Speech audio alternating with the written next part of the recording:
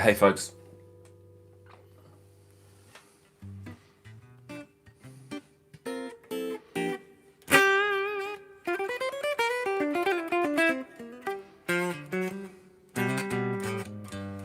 How's everybody doing? It's Nick Granville here, coming to you from Wellington, New Zealand.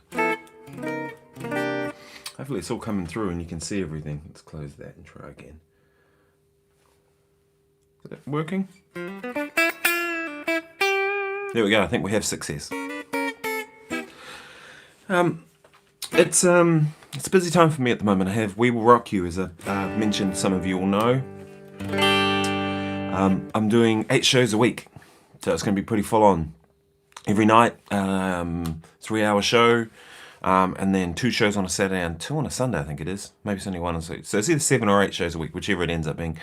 But pretty full on, and they're 3-hour shows and they're pretty intense. As you can see, I'm feeling pretty tired today. We had 2 rehearsals yesterday. It's basically full runs of the show. There's a lot of notes to get right. So I was thinking about how to keep this going with the daily thing while we go through this, and I thought the easiest way to do this is let's just do live streams for the next couple of weeks, and then there's no editing. I can just kind of put these out there, and they're going to be what they're going to be. I still am interested in covering topics, and I've been thinking about some cool stuff I can cover and discuss, and kind of ways we can, work on things. So if there's anything you'd like me to cover, let me know in the comments section below. If you've just joined me, then please like this video, because all that stuff helps with pushing it out to more people.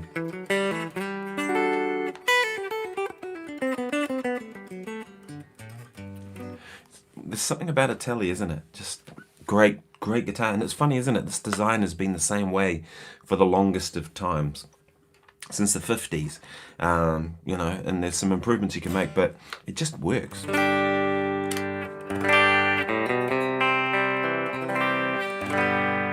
I think the Tele bridge pickup is far superior to a Strat too, in my opinion.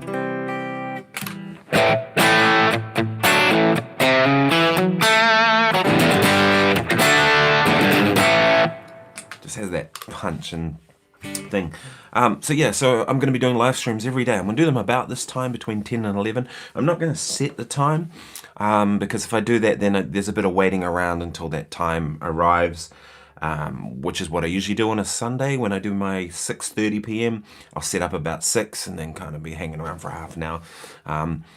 That sort of defeats the purpose of doing this. I'd rather just kind of get it underway as and when I'm ready. So make sure you have notifications on if you don't already. Because that'll be super useful. So 2 things I'm going to do today. I'm going to play some music. I played this cool track I found yesterday called Nasty Funk Jam or something. It was really fun to play over a D minor kind of thing. The B section is B flat major 7 C, A minor D7 sharp 9. Kind of cool changes to play over. So I'll play you that, and then I'm going to do some stuff, work on rhythm guitar stuff that I can show you. And then and I'll be back tomorrow. And I was thinking tomorrow I might cover some more stuff on modes. That might be useful. Let me know what you think. So anyway, let's play this track. Nasty 70s Funk Jam. This is by Now You Shred Backing Jam Tracks. Hopefully you're hearing this in a minute when it comes through. Let's get a sound. That'll do. I love the Tele neck pickup too. I live there most of the time, right? I'm really a neck pickup person when it comes to single coils.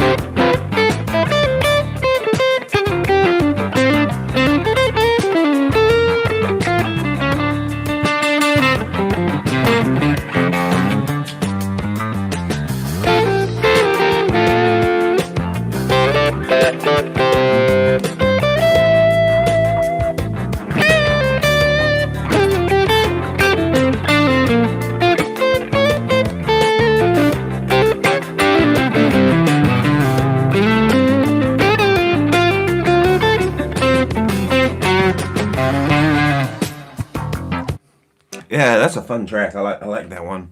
So that's Nasty Funk Jam track, guitar backing tracks. So if you've just joined me, as I mentioned earlier, I'm going to be doing a live stream every day for the next 3 weeks, instead of doing the produced videos that I normally do, because I'm doing We Will Rock You. It's going to be full on, going to be busy. So I thought today I'd talk about some rhythm guitar things you can do. One thing I find when a lot of people are working on their rhythm guitar, big mistake they make is they try and do too much, right? They'll start playing something and they'll go, and they're working on their rhythm guitar, and they do something like this, and then they go,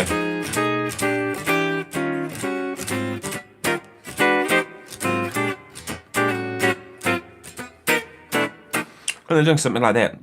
There's all these chords, all these things moving around, the rhythm's changing all the time. How can you work on anything if it's just kind of like as random as that? A better way to approach it, just take like one chord or two chords and just try and play it, try and work it, focus on the rhythm, because now the material becomes really simple, right? So I'm just going to do B flat 13 to E flat 9. Just 1 and 4 of the chord, right? Of the key. Just that much.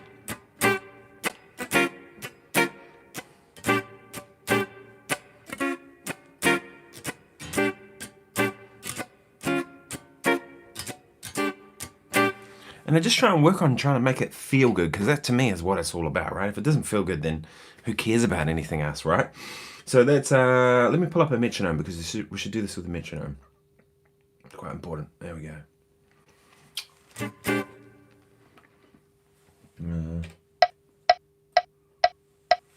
Slow that tempo down a bit.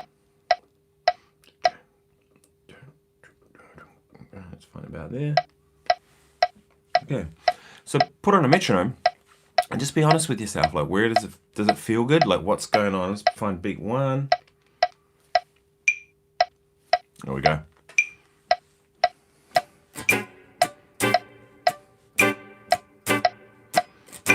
So I'm going to go to 1 chord to 4 chord.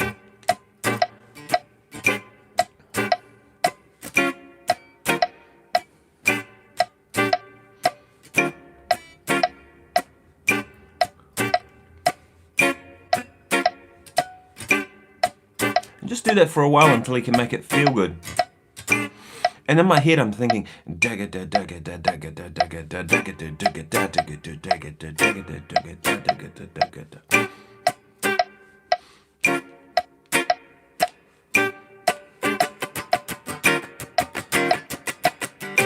thinking all of those subdivisions. Now I'm not playing all those subdivisions, but I'm thinking them, right?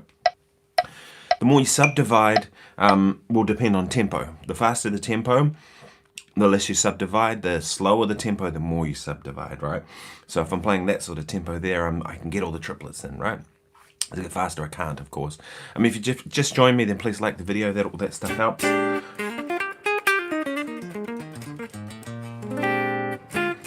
So I'll do something like that, and I'll kind of sit on that sort of a groove for a little while, right? Maybe I'll do that for 10 minutes or so, until it's feeling really good.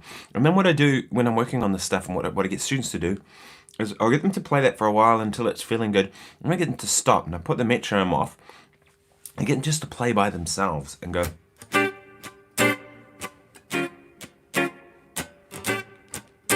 And go back to that same groove, and can they make it feel like it felt before? And often what happens, often what happens is they sort of take a minute to adjust, right? The tempo goes a bit wonky when they first start without the metronome, and then they kind of settle in, and then we do it again until they can get to the point where they can get straight back into their groove without the metronome and it feeling like it should feel. One of the harder recording sessions I ever had was this thing where I had to play it was like a dog food or cat food commercial, some kind of crap like that, and had to play this, like, they wanted like a Prince type funk thing, you know, and which was all good, but I had to go from nothing to like 1 or 2 bars of groove and then stop, right? So coming out of nothing, and then I had to go something like that, and it had to be, you know, locked. It was really tough to go from nothing into that and try and get it like feeling from bar 1. And you know, you're under a microscope, like you're hearing it back. So yeah, it was tricky. And I remember what we did in the end is just made a loop and I played around and around, and then that was kind of the solution to it. But really what I want to be able to do is like being able to groove like right from the beginning. And that's always my aim. Let's get that back up.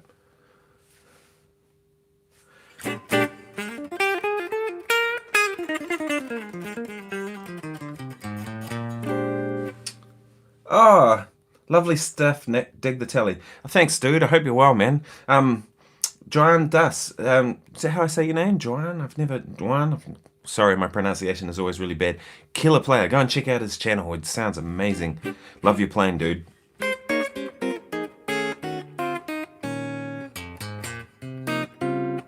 Or is it Juan Dus? Sorry, I'm terrible with pronunciation.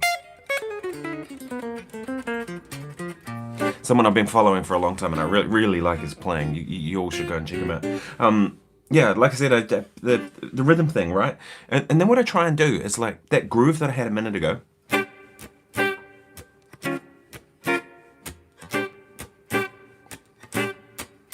I try and do the same thing when I solo, right? So I'll go.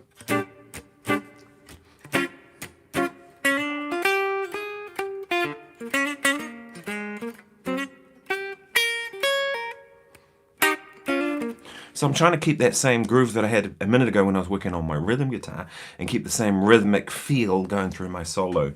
It's interesting how often this happens. I have people come for a lesson and then the first thing I notice is like straight away, like maybe the rhythm's okay, but when they go to solo, it's like they stop playing rhythm and they let me carry the whole thing. I hate that. When I solo, like I'm trying to play rhythm.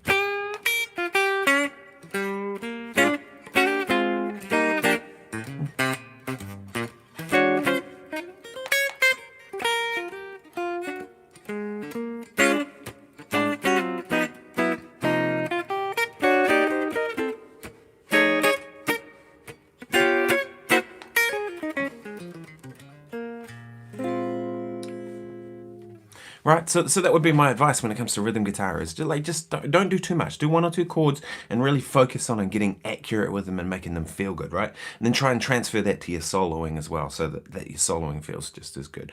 Hope that's useful. If you've just joined me, then please like the video, and I'm going to be doing these every day with instead of like the normal edited videos, I'm just going to do a live stream. And I'm going to jump on sometime between 10 and 11. I don't know how long I'm going to go with these videos for. I'll just sort of see what I can muster up in terms of energy. It'll be different day by day, but I'm definitely got topics I'm going to cover.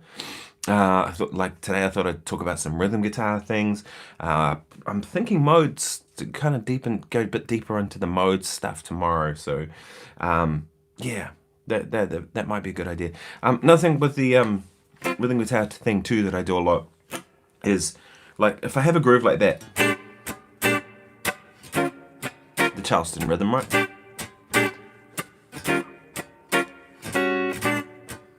I want to be able to do it in that kind of sense, but also want to be able to go.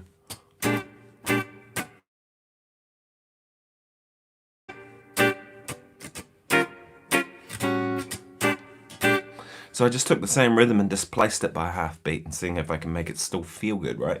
Or maybe 1, 2, 3, 4, 1.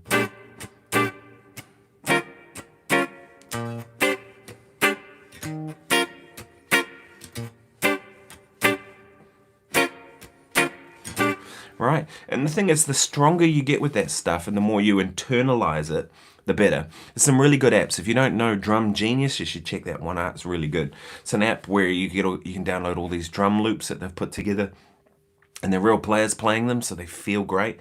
I often prefer to use that over using a metronome. But the metronomes I do like, I use Tempo. That's one that I saw Michael League talking about, and I went and downloaded it. It was awesome. They're really good app. It's quick and functional. I like Pro Metronome. That's another good one that I use quite a bit. There's one called, what's it called? I can't remember the name. It was made by the rhythm guitar player in John Scofield's band, Avi Bortnick, and that on the Uber Jam stuff. It's a metronome where you can set it up to randomly mute. If anyone knows, let us know in the comments. I can't think of it. I'll tag a comment there too if I can remember it. Really good metronome has this random mute function where you can set it to 60% random mute, for example. And what you do is it'll start with all 4 clicks if you're in 4/4, and then it gradually get up to about 60%. So it's not like it happens all of a sudden, but 60% of the time it's muting, so you have to play through all those gaps. Another thing you can do with the metronome too that's super useful to work on your rhythm is if we take something like this. I'm just going to choose a value. It's not always that easy. There we go. Let's try that. Should be able to hear that. So we have a metronome on all 4 beats, right? I'm just going to choose a groove, anything.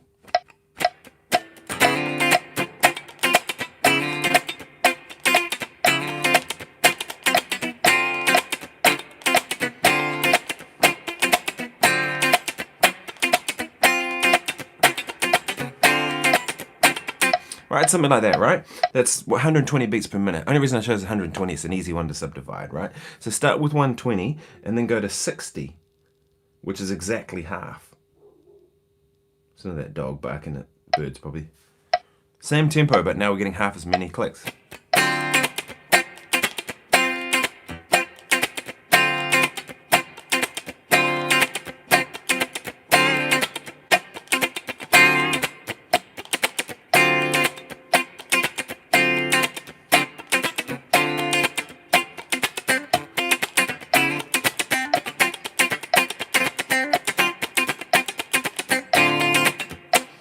Right, you can see there that what I'm doing is I'm having to subdivide the other beats. So that was the click on 1 and 3, put the click on 2 and 4 if it's a more swing thing, whichever, and then try the same thing again on 30. And I'm probably going to make a mess of this. Wait for it.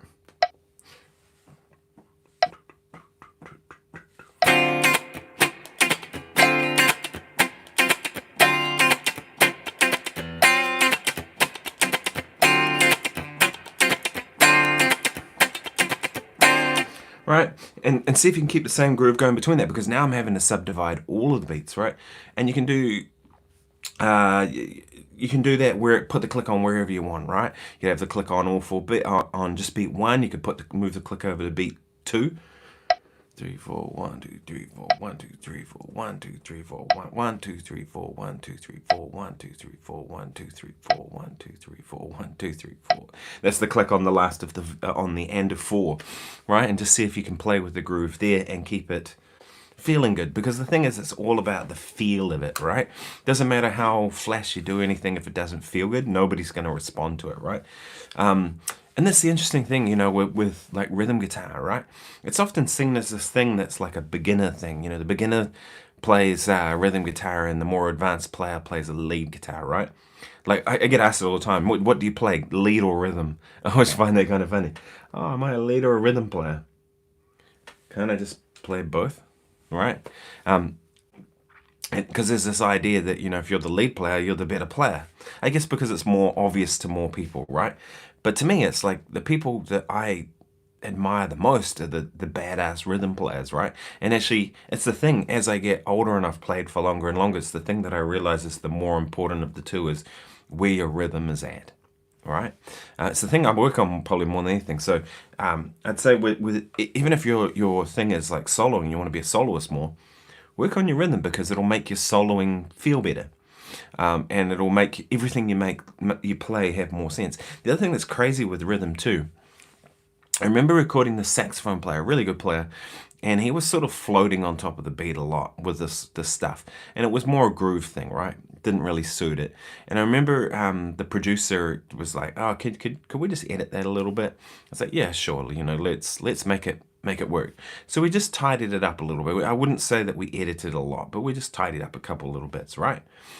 And all of a sudden, his sound was like, it went from like, his tone was almost a little bit kind of nasally and nasty. And then all of a sudden, when it was rhythmically accurate, his sound was super rich and warm, and it improved immensely. And what it was is now, like if you had like, say, a bass note fall here and he was playing here, the two aren't blending together. But now if they're accurate and they're, you know, within reason, playing in time with each other perfectly, all of a sudden now his horn would blend with the bass in a way that made his horn sound really lush. And with all the other instruments, you know, guitar, piano, I think it was drums, I forget who else was on it. Percussion. It was definitely percussion, I remember that. But like all of a sudden his sound became better because it was more rhythmically accurate. And I definitely think that's part of it. The other thing that happens too is when you have good sense of rhythm, there's a confidence that comes in your playing, right? And that confidence comes across to a lot of people. They feel what you're playing more, and so therefore everything is more appealing to them. So I can't say enough about working on rhythm guitar and rhythm in general when you're playing. Metronome should be your friend. Drum Genius should be your friend. Time Guru, I think it's the name of that app I was trying to think of before Avi bought next. Anyway, if you just joined me, I'll be doing these every day. I don't know how long each video is going to be. They're not going to be the normal length of live streams. They're going to be more probably shorter form, but I think it's kind of a good way of doing this and doing this daily while it's going to be a pretty crazy epic time for me. So anyway, I just thought I'd check in today. Bringing it to you. Excellent point. Thank you. Thanks. So yeah, I'll be bringing this to you every day. I've got topics I want to cover in them. I'm not going to set a time. I'm just going to jump in, and when it feels like the right time to kind of do it, I'm going to do this. It'll be sometime around 10 or 11 New Zealand time. So about this time, if you're tuning in live, do join me if you can. It's much better to have people live in the chat, because then I'll answer your questions or I'll engage with what you're doing. But tomorrow I'm going to cover modes. So if you haven't got notifications on, turn that on so that you're notified of when I do it, because I'm not going to set a time. I'm just going to jump in when I get a moment. Thanks so much for watching. I'll see you tomorrow. Cheers.